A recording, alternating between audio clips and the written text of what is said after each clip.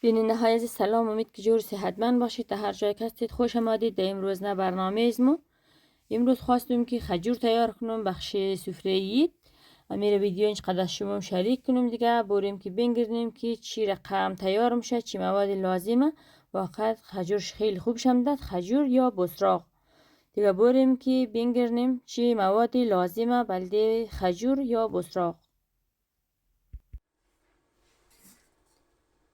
4 دانه تخم مرغ است،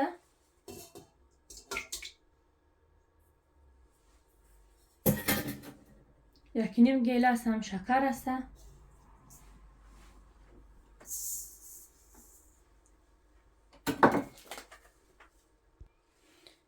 نیم گیلاس دیگه شی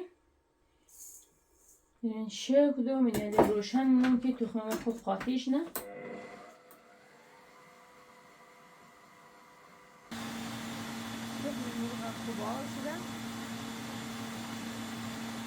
شکر و تخم مرغ قاطیش ده، یعنی یک گیلاس شیر اندازنم، نیم گیلاس هم روغن اندازم، نیم گیلاس شیر کده بودم، یک قاشق چایخوری بیکینگ پودر اضافه نم، یک قاشق چایخوری خمیر مایه اضافه نم، یک قاشق چایخوری نمک اضافه نم. این حال یک دفعه یار قاطی منم.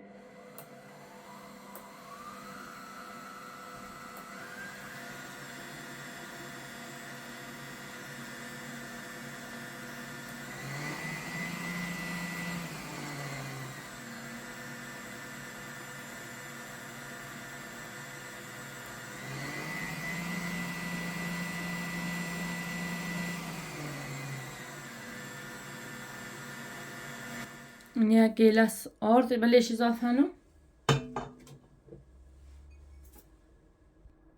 2 گیلاس آرد اضافه نم، گیلاس سوم ما اینجا اندازم، 4 پیله،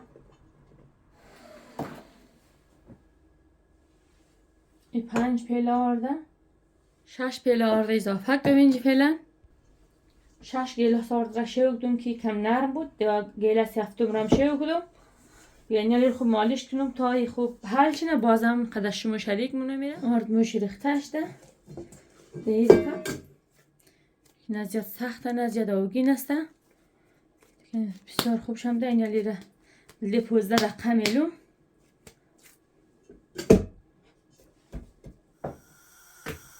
بعد از 15 دقیقه که ما این یالی را همگی زیر زولک دوم، این یالی را هم را آوار منم دیگه. خنجقه نزی هم نقشه بلیزی برنم که بسیار یک نقشه خوب شی جور منه ای.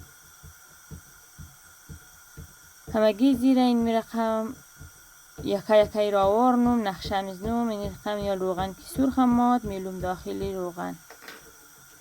البته نگفتنم نه که قنجقه آب خوب دانه زیر ماکم کنید داخل روغن باز نشنه.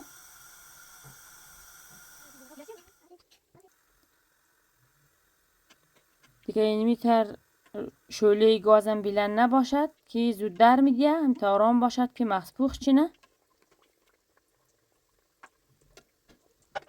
البته ما یکی نیم گیلاس بورش یو کدوم، شما اگر میخوایی زور شکرش نه 2 گیلاس بورش یو کی